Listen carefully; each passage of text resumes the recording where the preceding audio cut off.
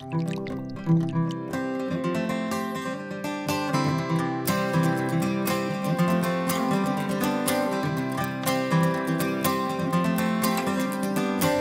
to whiskey kisses, the peachy taste of sin. An Edinburgh morning with the smell of brewing on the wind. Here's to lighting bonfires as you watch the seasons turn. It's 10 o'clock on the first Friday of the month. That can only mean one thing. It's whiskey time.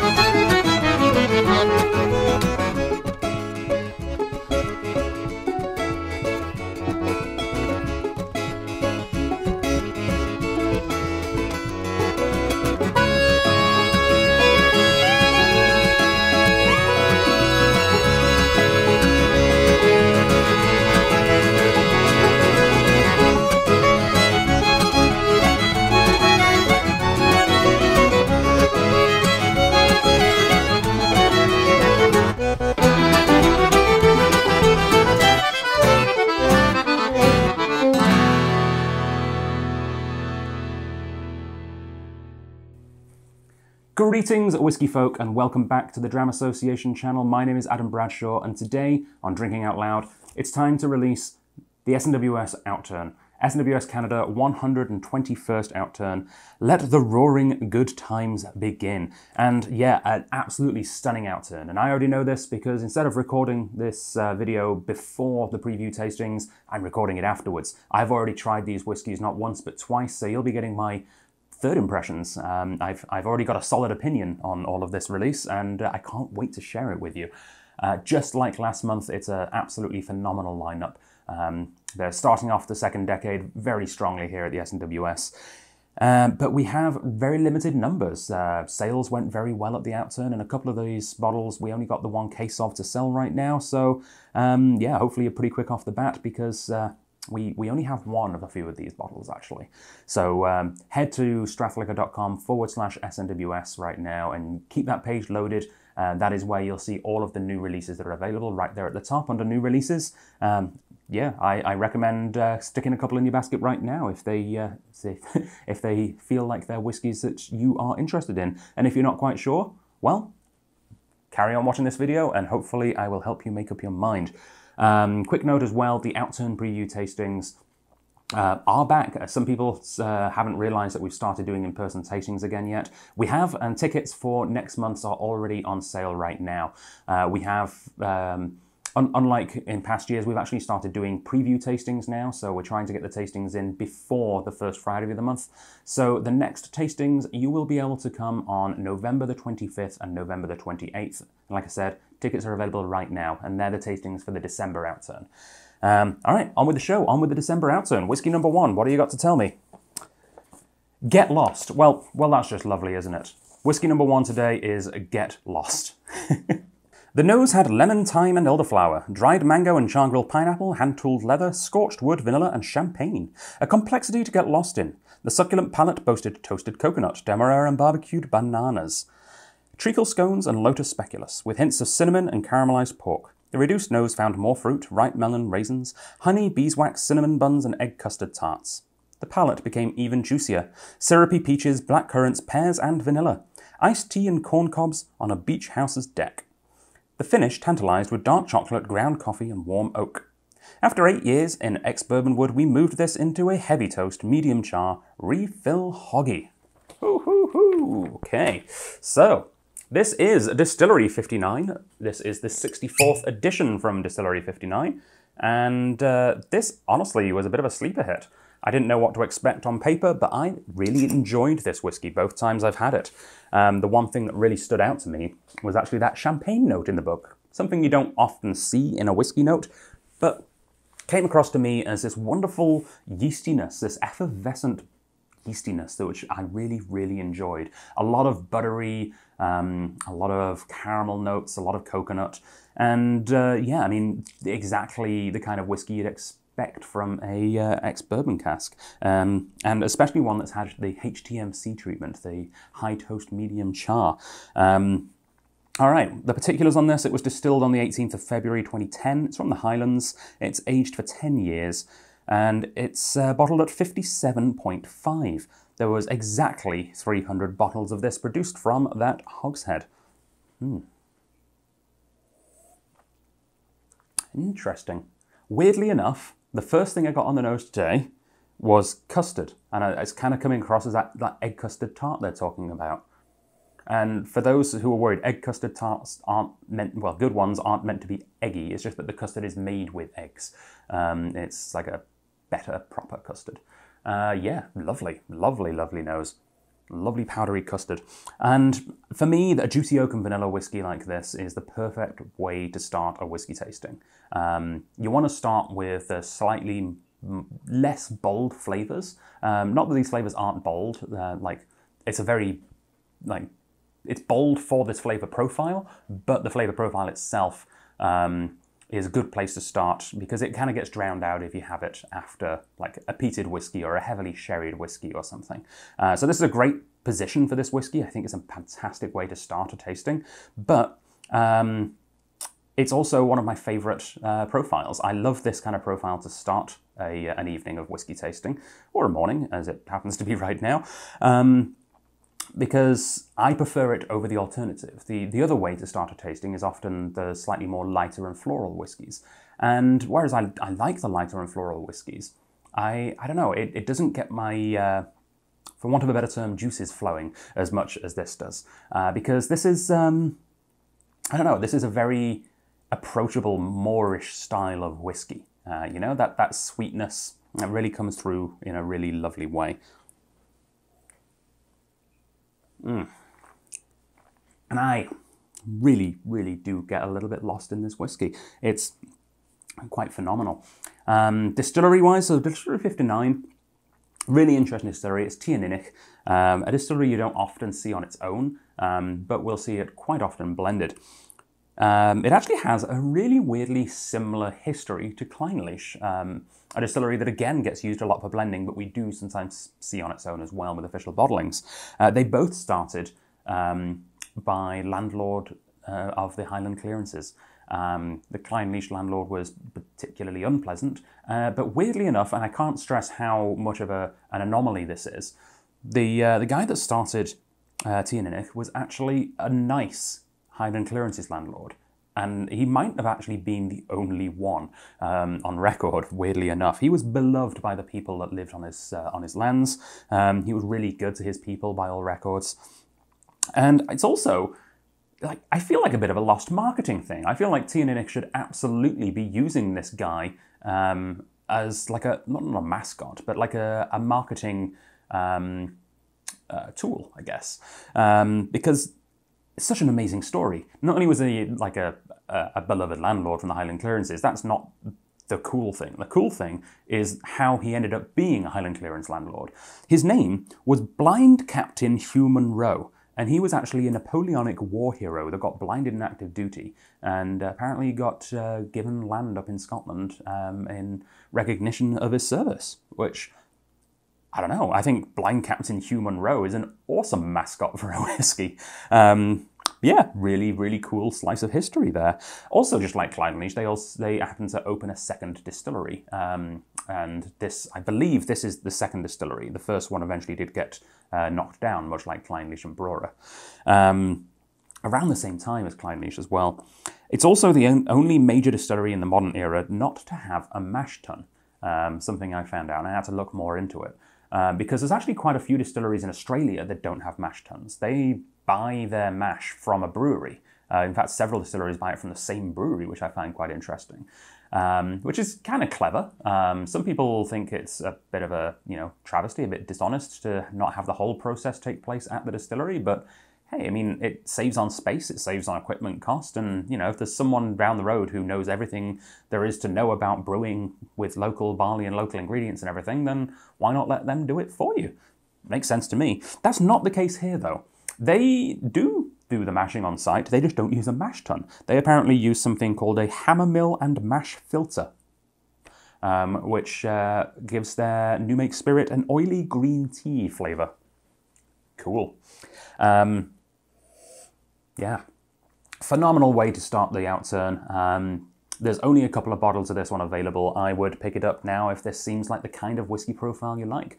And honestly, you might want to think about picking it up, even if it's not the kind of whiskey profile you're normally drawn to, because I think this is the most approachable, this is the safest bet for getting someone who you don't know their whiskey preferences a bottle. If you're wanting to gift a colleague or a family member or someone a really nice bottle of Scotch whiskey and you don't know what kind of Scotch whiskey they normally drink, this is a really safe bet. If you like Scotch whiskey, you will like this whiskey, right? It's not crazy off in any direction. This is Scotch-flavoured Scotch, for want of a better description.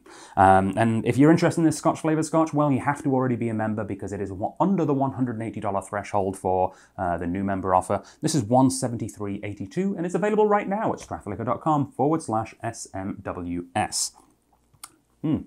Well, we don't have a whiskey number 2. Yeah, this is the end of the OutTurn. Good night. No, we have a second bottle, but it's not a whiskey. Number 2 today is actually a rum, and it is called Funky Fun Flavors. We grilled salmon in a soy sauce and brown sugar marinade, flambéed pineapple chunks, and oven-roasted coconut plantains. Funky flavors reign supreme on the palate neat, super spicy and sweet like a Caribbean red pepper hot sauce with Scotch bonnet peppers, pour with care, or Pruno, jailhouse hooch, originally made with fermenting fruit juice, plenty of sugar, and mouldy bread. We modified it to make it with fruit cocktail, oranges, apples, yeast, sugar, and raisins. With the addition of water, we polished, waxed, and painted a wooden boat on the beach, and having finished, we got a tropical muscle rub cream massaged into our backs, relaxing and rejuvenating. All right. Been a while since we've had a rum, but rum is a very, very popular drink around Christmas. So let us see what the SMWS has to offer. Now, the first SMWS rum I had, it's called Make You Strong Like Lion. And it stood out because it was incredibly alcoholic. It was like 77 or something. This one, amazingly, is actually 50.8. So it's a very approachable ABV, probably because it's 16 years aged. Yeah, 16 years. It was from a second fill ex-bourbon barrel. It is an OutTurn of 197 bottles that they got from that refill barrel. It was distilled on the 15th of June 2003 and is from Guyana.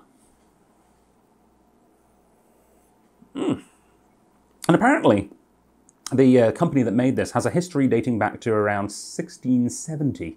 And Guyana, as a region for distilling, actually had over 300 distilleries at its peak in the 1780s. Making it, a bigger distilling region than Scotland was at the time, amazingly.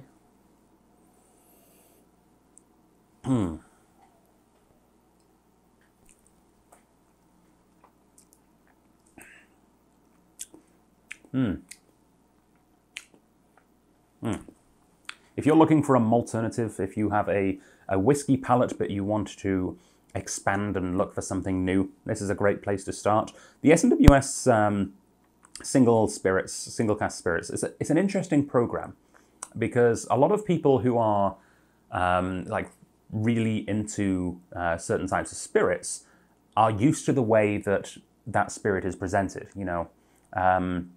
Most rums are blended, most armagnacs are given with VSOPs or something, same with cognacs, and they're not generally released at cask strength. This is a really interesting sort of hybrid of presenting different spirits, but in the way that Scotch whisky enthusiasts would be more used to wanting and seeing them presented, which is really cool. So yeah, this is single cask 16-year-old rum. It's pretty neat. It's not going to be everyone's cup of tea if you're a whisky fan, but if you're a rum fan, it's probably going to be really enlightening for you. And if you are a whisky fan who wants to experiment a little bit and try some rums, this is, like I said, a great place to start. So this is R2.13. It's the 13th release from Rum Distillery 2 in the SMWS's catalogue. And this is Demerara Distillers, otherwise known as Diamond Distillery. So I believe Demerara Distillers is the company, and the distillery itself is called Diamond Distillery. It's on the east bank of the Demerara River. If you are a rum fan in Canada, you might know one of their products that is exported here. The El Dorado line of rums is made at this distillery. So if you're a fan of El Dorado, this is a single cask strength El Dorado. They have a bunch of different types of stills actually at Diamond. And apparently they have what I think is probably the biggest red flag in all of OH&S. They have a wooden still. Yeah, so high heat, flammable liquid and wood. It sounds like a great recipe for disaster, but I wish them all the best. I hope their wooden still is safe. Yeah, funky fun flavors. So this, if you are interested, is available right now at strathliquor.com/SMWS for the price of $266 for this 16-year-old single cask rum. Okay, well, we get back to our regular scheduled programming. Next one is a whiskey, and this is a particularly interesting whiskey. We have a couple of different-looking bottles today. This is, I guess, the first one. Actually, shout out to the new label design. This is the first time we've seen the new branding on the spirits. Super cool label. I like the grey with the white text. It's I think it's really smart looking. I like the touch of having silver as the accent metallic colour instead of gold. Yeah. Really beautiful presentation there. The next one is different, very different in presentation style. It has a pretty picture on it, and you're about to see. It is called the Mango Technosphere. We could not be anywhere except the funkiest back alleys of Seatown. Notes of forcing Turkish delight through a rubber sieve. Overripe exotic fruit peels stuffed in a neoprene overshoe and dusted with ground-up old cough mixtures. Reduction brings a whole groove of pineapples. It begins raining fruit, salad juices, and slices of banana. Flapjack come whizzing overhead. The mouth opens with a bang of lobbed pina colada grenade. Fistfuls of pink, fruity peppercorns, cherry menthol cough syrup, chili flakes, and first aid kit sloshed full of olive oil and coconut water. With dilution, we got a robust smack in the chops of butter icing, clotted cream, Kirsch smoked forest gateau, and a whole punnet of foam banana candies. And this was bottled for the 2021 Campbellton Malts Festival. Ah, that's what Seatown is. Clever. All right, so Mango Technosphere, probably my pick. Actually, this is one of my absolute favorites on the OutTurn. This was just so confusing, so utterly mad, and I loved it. The whole forcing Turkish delight through a rubber sieve thing speaks to me on a spiritual level. Honestly, this reminds me, you know the whole stomping on grapes thing that they do in French vineyards? This is like doing that to overripe mangoes whilst wearing brand spanking new, fresh, hot off the press Wellington boots, rubber boots. Such a nuts whiskey, and I love it. Ooh. The Campbellton Malts Festival, eh? That would be a great place to visit, because everywhere's within walking distance. Don't have to worry about getting yourself a designated driver, because, well, there's 3 distilleries, they're all within walking distance, and I'm sure there's plenty of hotels right there on site as well. Oh yeah, funky, funky, funky. This actually, on the nose today, smells like a mango kombucha. And one of the things I loved about this whiskey in particular is the fact that it's oh so many wonderful whiskey asterisk flavors, you know, when it's like, you have to put an asterisk and then say, but in a good way. So many of those flavors, but without the peat. And I feel like most of the time, like 99.5% of the time, you absolutely only get those flavors in a peated whiskey. So this is a wonderful, bizarre experience. It's like a peated whiskey with the peat that's been sort of scientifically removed somehow, right? It's like decaffeinated coffee, but it's better than decaffeinated coffee.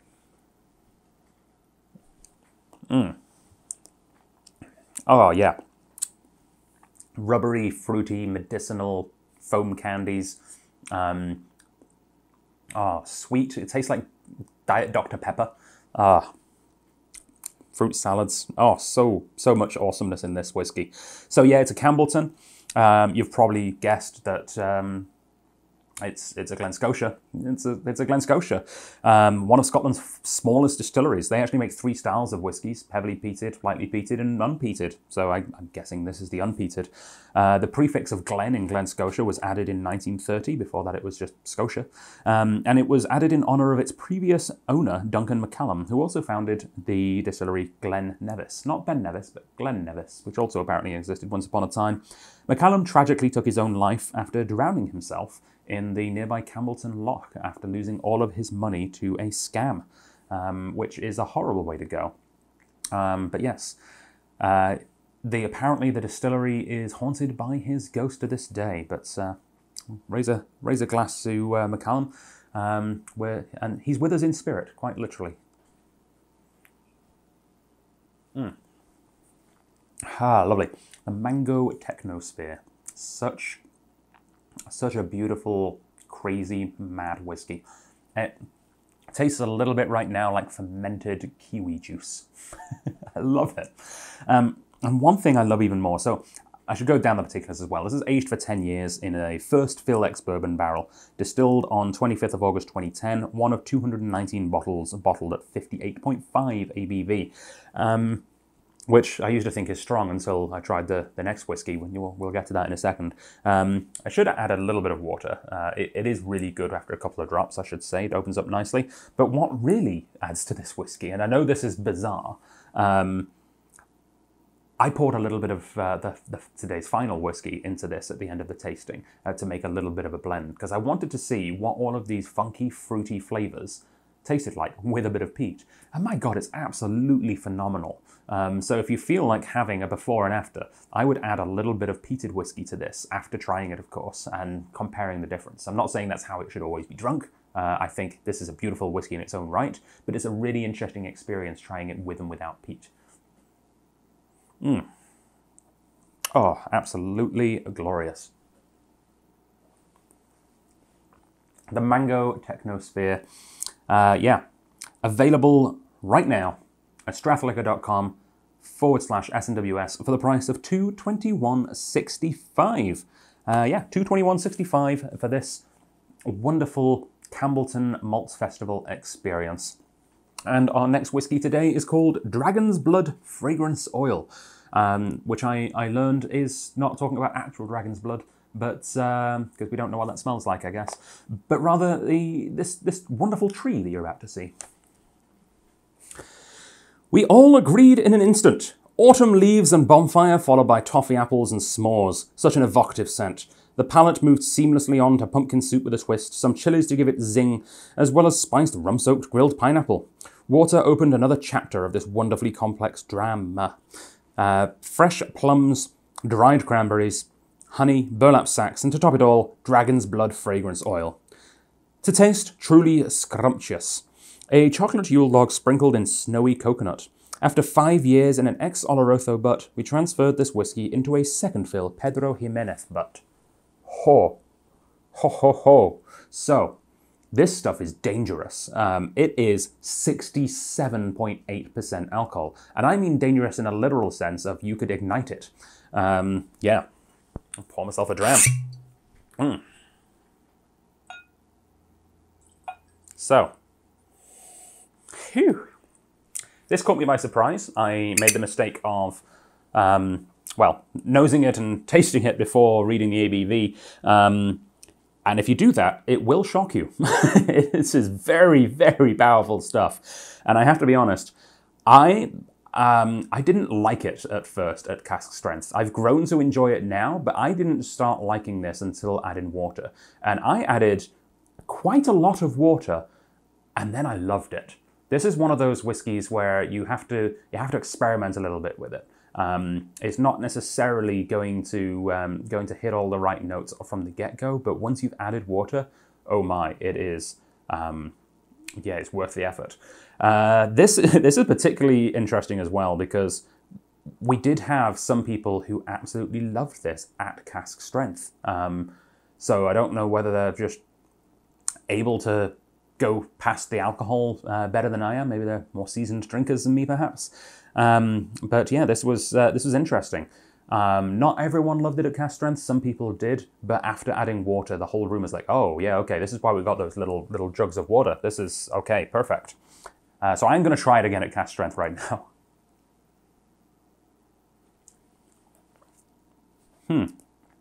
Oh, yeah. It's powerful. It is. Oh, it's is it the 5th of November today? Remember the 5th of November? It is, isn't it? This could probably light that gunpowder plot quite easily. You could use this as some kind of liquid fuse. Yeah, this is like a bonfire whiskey. This is a bonfire night. This is Guy Fawkes whiskey, this right here.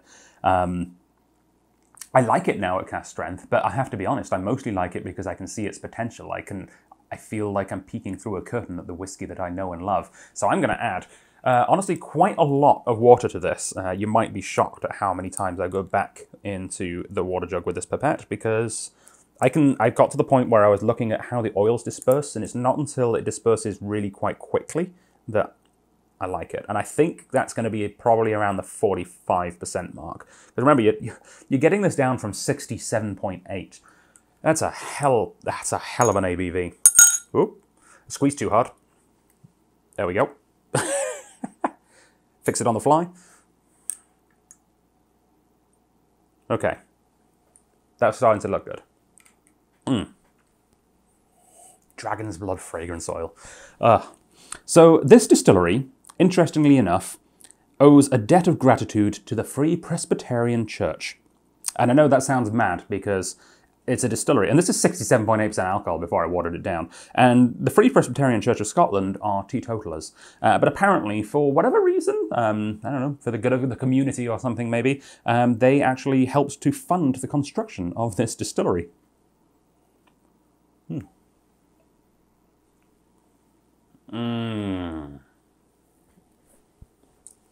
Magnifique. Rather intriguingly, this distillery also uses a mix of wood and steel fermentation tanks, and tall stills maximize the reflux, giving the fruity spirit with cereal undertones. And I heard an interview a long time ago that I thought was quite hilarious with someone from the distillery. I can't remember if it was the distiller or the blender or someone, saying that they didn't understand until they took a trip to America, but their new make spirit it tastes like Fruit Loops. I thought that was brilliant.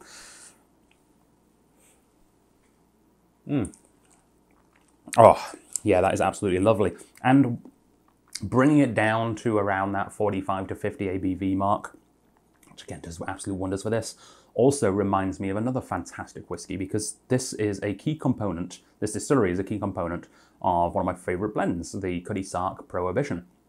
And this is the remix to Ignition Cutty Sark Prohibition. This is like the version, if they made a single malt version of the Cutty Sark Prohibition, this would be it. It's got a very similar flavour profile, but everything's sort of more full and ramped up. And yeah, oh, it's beautiful. Really quite beautiful. Yeah, so 30 is the distillery. This is 30.113. It's 7 years aged in total. Like we said, it's 5 years in the ex Oloroso, but 2 years in that XPX. But yeah, it's from Speyside. It's from the 3rd of June 2013. One of 595 bottles from the large PX butt, and a stunning whiskey. What distillery is this? Well, it's Glenrothes, a distillery that we've seen several times from several independent bottlers, but never as balmy, never quite as mad as this. And this is a particularly cool and interesting whiskey. The bad news is right now we only managed to get one cask. Oh God, I wish we got one whole cask of this at the Strath. No, one case of this at the Strath. So there is only one bottle available on the online store at the launch of this video. So hopefully you're quick off the mark and manage to pick that one up. But a wee secret, it might appear again at some point relatively soon. So yeah.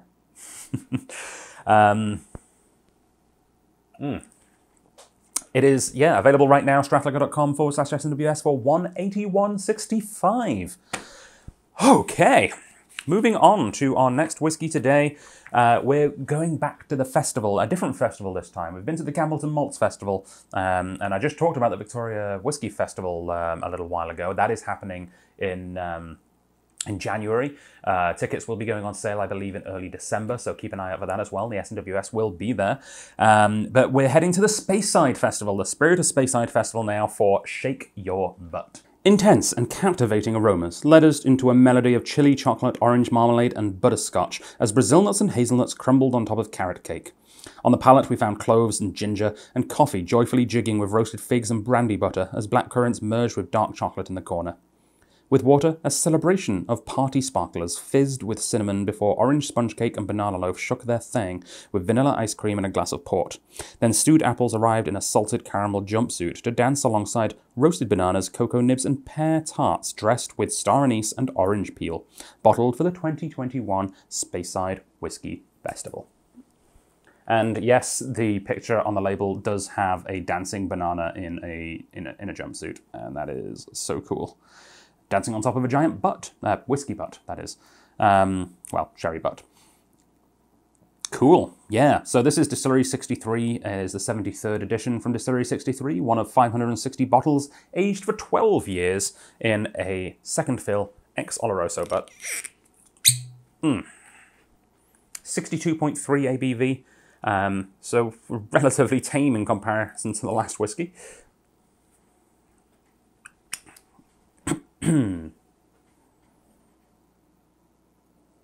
Oh yeah.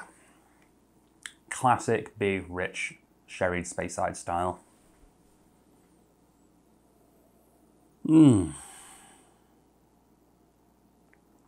So the big thing that I got from this is, both on the nose and on the palate, one of my favourite chocolate bars from the UK, the Cadbury Fruit and Nut. So Cadbury's milk chocolate with raisins and nuts. And that is, yeah, definitely the biggest takeaway from both the nose and the palate for me on this one.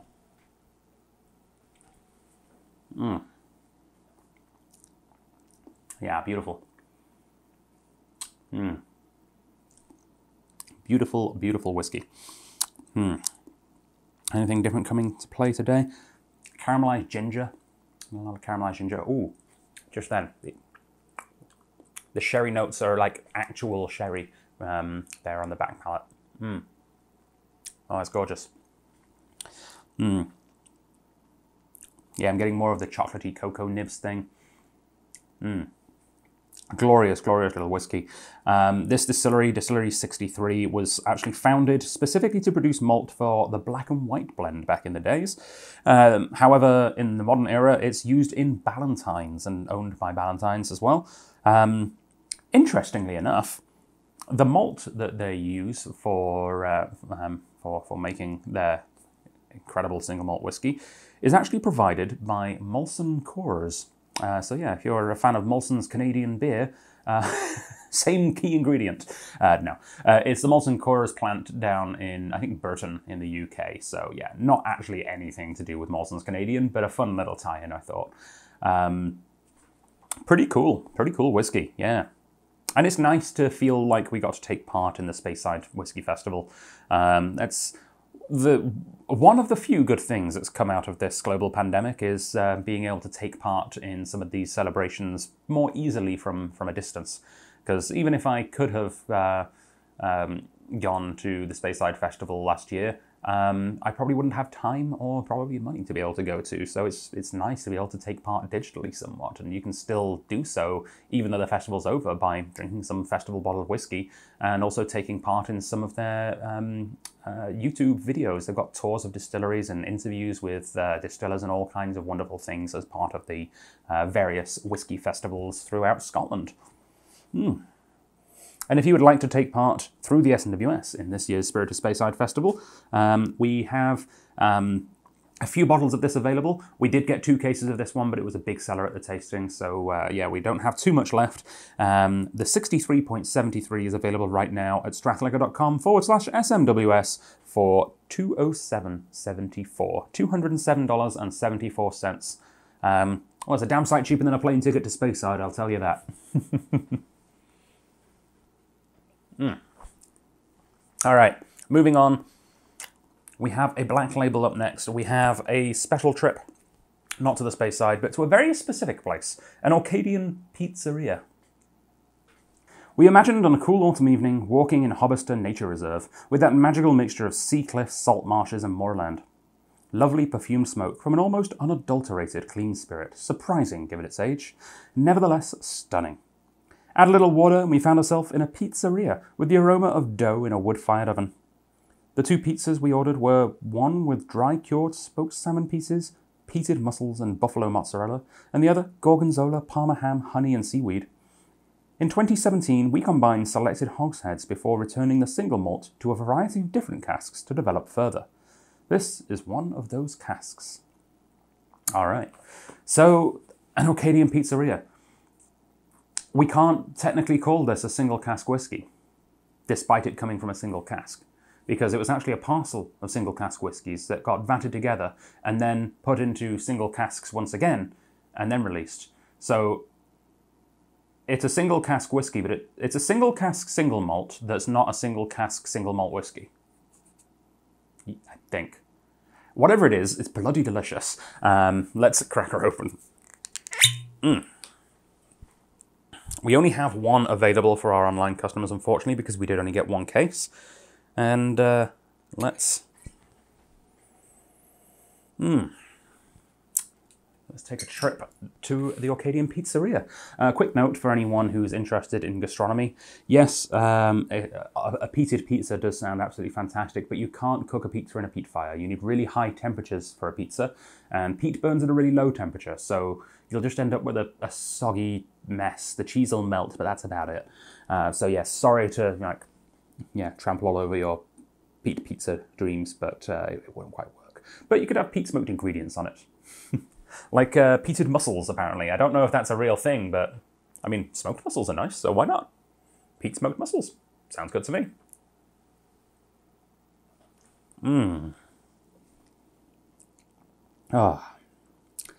It's a peated whiskey. It's got Orcadian in the name. It's probably no surprise that this is a Highland Park. Yeah, this is a 20-year-old Highland Park, and it is so glorious. It was distilled on the 19th of September 2000, or, well, we can say with confidence that the youngest component of this was distilled on the 19th of September 2000, because we don't know. I mean, maybe all of the hogsheads are actually sister casks. Maybe they're all from the same distillate.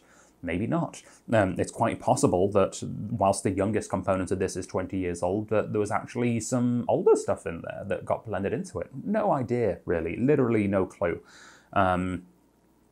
It tastes really beautiful. It tastes well refined. It's hard to really say whether I think there's anything older than 20. I would say if there is, not much. An OutTurn of 322 bottles, and this was bottled at 55.1% ABV, cask strength. A cask strength single cask, not single cask single malt whiskey. Or a cask strength single malt whiskey from a single cask that is not a cask strength single cask single malt whiskey. There we go.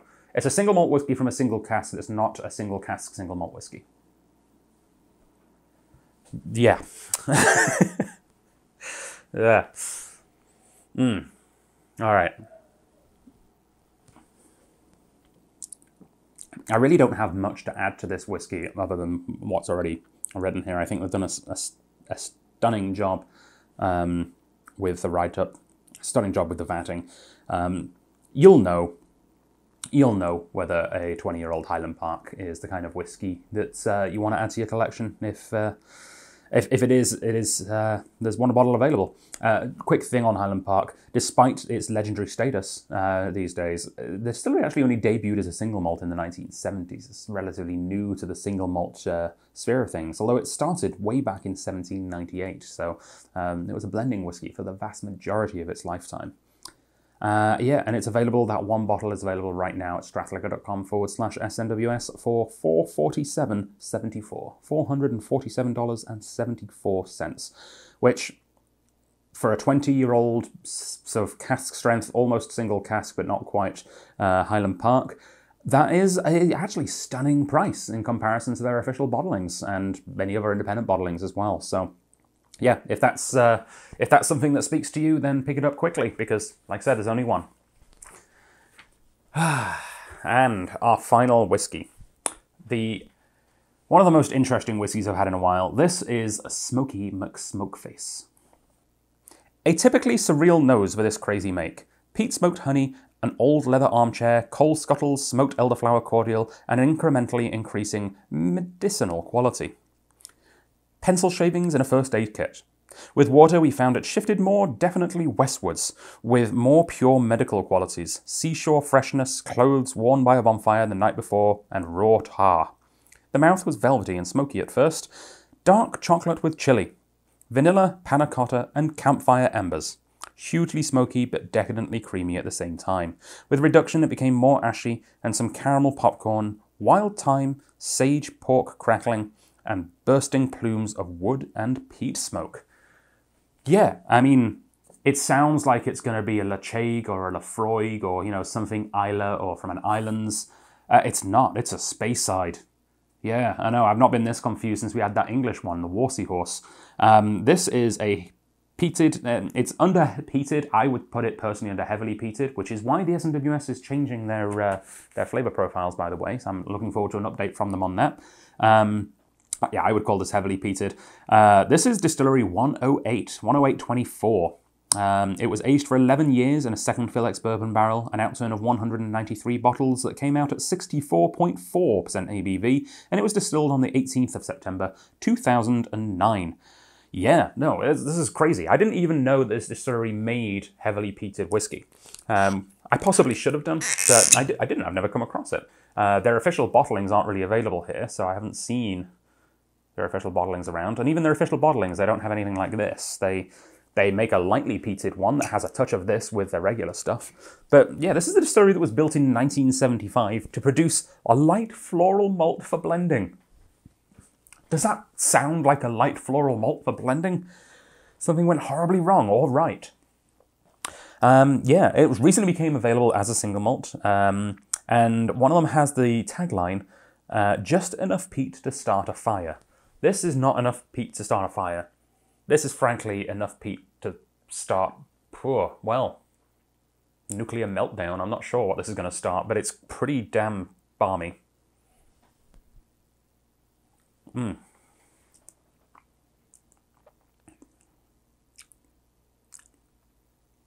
Yeah, if you were to tell me this is a Lacheg or a Lafroig or a Stauscher or something along those lines, I absolutely would have believed you. Absolutely mad whiskey. Shout out to the name as well. Smoky McSmokeface is a touch of brilliance. Of course, referencing Boaty McBoatface, who I just had the picture up there for you. Originally, Boaty McBoatface was going to be an Antarctic research vessel's name. They had this wonderful idea of putting the name of this beautiful new ship up to a public vote. And of course, the public chose Boaty McBoatface. And in actually a stroke of genius from their PR department, they actually managed to spin this in a way that everyone was like, okay, yeah, sure. Normally, if you do that and then refuse to put the name that got voted in as the name, there would be riots in the street. People would be baying for your blood. The will of the people shall be met. But they did something very clever. They named it after someone who is so beloved that not a single person would go, oh yeah, no, that's no one was going to complain. The ship got called the Sir David Attenborough, right? I've not met a single person who doesn't like David Attenborough, and very, very much deserving of having an Antarctic research vessel named after him, so congratulations to David Attenborough. And I'm sorry that Boaty McBoatface, get it right, Adam. I'm sorry that Boaty McBoatface got relegated to the little auto sub there that you saw the picture of.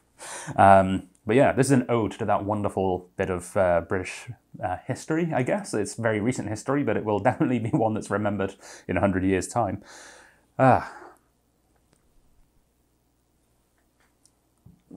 Lovely whiskey. Great way to finish off a tasting. Way to flip expectations upside down.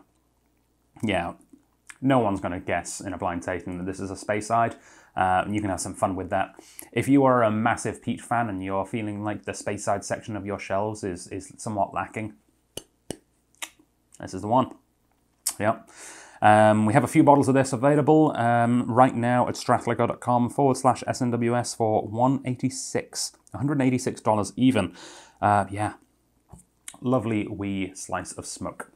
Before I go, a couple last things as well. I do want to mention that the 10-year anniversary sale that we put on, so 10 SMWS whiskies all at 10% off to celebrate 10 years of SMWS Canada, has been extended until the end of November. So if you feel like picking up a couple of Christmas gifts or picking up an old release for yourself as well, some great deals to be had there. But there's also some great deals to be had in the Strath Whiskey Sale 2021. So you can go to our website right now, just go to the main page at strathliquor.com and you will see all of the details for the Strath Whiskey Sale. If you go to the book and go to the middle spread, there's a full 2-page spread here for the SMWS part of the sale. We've got some great discounts here. So on top of all the discounts that we've got for the 10-year anniversary sale that are all 10% off, we've got some last of bottles here. I think the biggest discount is we've got one bottle that's 17.7% off. So yeah, you can get some great deals here. We've got another one that's 18.1%. Oh man, giving it away. So yeah, check out the sales to be had here. There's some absolute wondrous delights to be held there. And yeah, we'll see you at next month's OutTurn. It's been an honor and a pleasure. Stay safe, stay well. Here is a list of today's new releases. /Ava.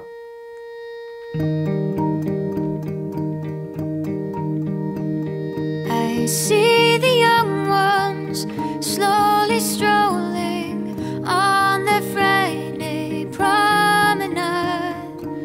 The sun is low, their faces glowing, hopeful hearts out on display.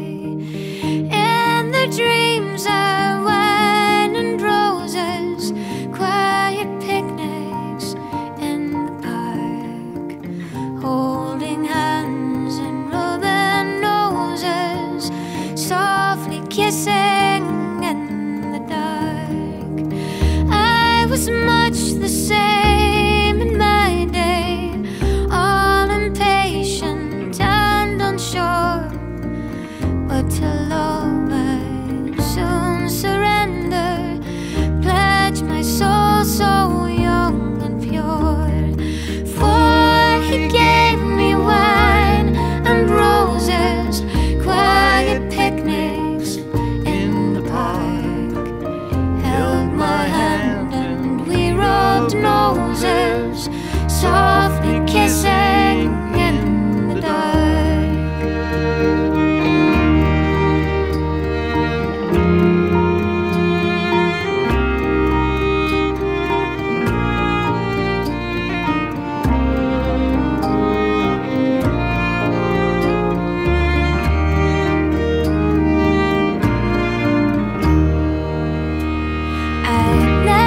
Trade our life together